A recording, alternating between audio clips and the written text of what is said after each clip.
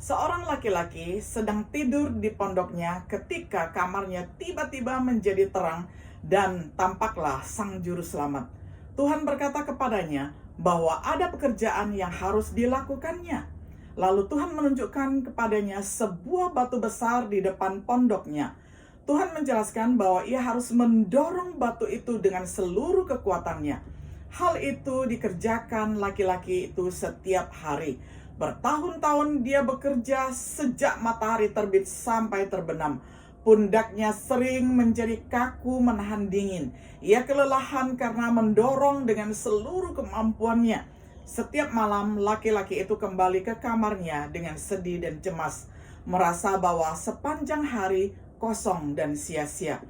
Ketika laki-laki itu mulai putus asa, si iblis pun mulai mengambil bagian untuk mengacaukan pikirannya. Sekian lama kau telah mendorong batu itu, tetapi batu itu tidak bergeming. Apa kau ingin bunuh diri? Kau tidak akan pernah bisa memindahkannya. Lalu ditunjukkannya pada laki-laki itu bahwa tugas itu sangat tidak masuk akal dan salah. Pikiran tersebut kemudian membuat laki-laki itu putus asa dan patah semangat. Mengapa aku harus bunuh diri seperti ini? Pikirnya. Aku akan menyisihkan waktuku dengan sedikit usaha dan itu akan cukup baik. Dan itulah yang direncanakannya. Sampai suatu hari diputuskannya untuk berdoa dan membawa pikiran yang mengganggu itu kepada Tuhan.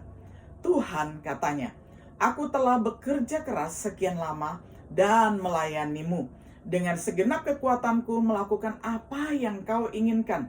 Tetapi sampai sekarang aku tidak dapat menggerakkan batu itu setengah milimeter pun. Mengapa? Mengapa aku gagal? Tuhan mendengarnya dengan penuh perhatian. Sahabatku, ketika aku memintamu untuk melayaniku dan kau menyanggupinya, aku berkata bahwa tugasmu adalah mendorong batu itu dengan seluruh kekuatanmu, seperti yang telah kau lakukan selama ini. Tapi tidak sekalipun aku berkata bahwa kau mesti menggesernya, apalagi memindahkannya. Tugasmu hanyalah mendorong. Dan kini kau datang kepadaku dengan tenaga terkuras, berpikir bahwa kau telah gagal. Tetapi apakah itu benar? Lihatlah dirimu, lenganmu kuat dan berotot, punggungmu tegap dan berwarna coklat, tanganmu keras karena tekanan terus-menerus, dan kakimu menjadi gempal dan kuat. Sebaliknya, kau telah bertumbuh banyak dan kini kemampuanmu melebihi sebelumnya. Meski kau belum menggeser batu itu, tapi panggilanmu adalah menurut dan mendorong dan belajar untuk setia dan percaya akan hikmatku.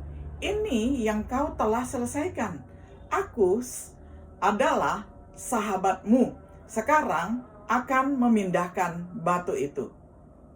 Terkadang ketika kita mendengar suara Tuhan, kita cenderung menggunakan pikiran kita untuk menganalisa keinginannya ataupun menafsir dengan kepintaran kita sendiri. Sesungguhnya apa yang Tuhan inginkan adalah hal-hal yang sangat sederhana agar menurut saja dan setia kepadanya. Dengan kata lain, berlatih menggeser gunung-gunung, tetapi kita tahu bahwa Tuhan selalu ada dan Dialah yang dapat memindahkannya. Ketika segala sesuatu kelihatan keliru, lakukanlah PUSH ataupun push yang kita terjemahkan dengan kata dorong. Ketika pekerjaanmu mulai menurun kualitasnya atau menurun karena tenaganya sudah tidak cukup lagi, lakukanlah push. Ketika orang-orang tidak berlaku seperti yang semestinya, yang mereka lakukan terhadap kita, cukup lakukan push. Ketika uangmu seperti lenyap dan tagih-tagihan mulai datang dan harus dibayar, cukup lakukan push. Push itu adalah pray until something happen.